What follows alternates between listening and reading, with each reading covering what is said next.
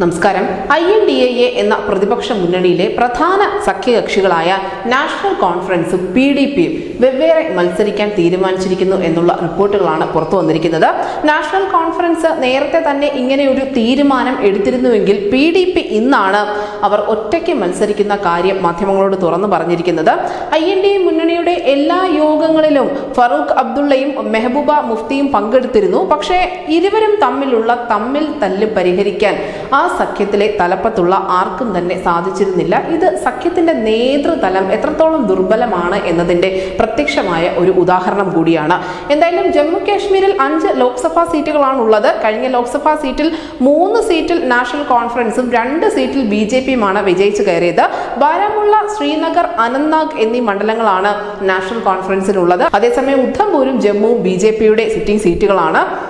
നിലവിൽ എന്തായാലും ഈ ഫറൂഖ് അബ്ദുള്ളയും മെഹബൂബ മുഫ്തിയും തമ്മിലുള്ള പോര് മറ്റൊരു സഖ്യത്തെ കൂടി ഇല്ലാതാക്കിയിട്ടുണ്ട്.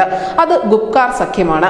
ജമ്മു കാശ്മീരിന് പ്രത്യേക പദവി നൽകുന്ന ഭരണഘടനയുടെ അനുച്ഛേദം 370 റദ്ദാക്കിയതിനെതിരെ നിയമ പോരാട്ടം നടത്തുന്നതിനും രാഷ്ട്രീയ പോരാട്ടം നടത്തുന്നതിനുമൊക്കെയാണ് പ്രതിപക്ഷ പാർട്ടികൾ, അതും 7 പ്രതിപക്ഷ പാർട്ടികൾ ചേർന്ന് 2020 ഒക്ടോബറിൽ പീപ്പിൾസ് അലയൻസ് ഫോർ ഗുപ്കാർ എന്നുള്ള ഒരു സഖ്യം രൂപീകരിച്ചത്.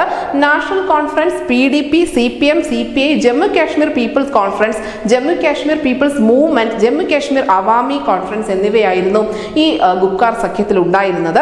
അതായത് INDA എന്ന പ്രതിപക്ഷ മുന്നണിയിലുള്ള പ്രധാന സഖ്യകക്ഷികളെല്ലാം തന്നെ ഒരുമിച്ചുണ്ടായിരുന്നു.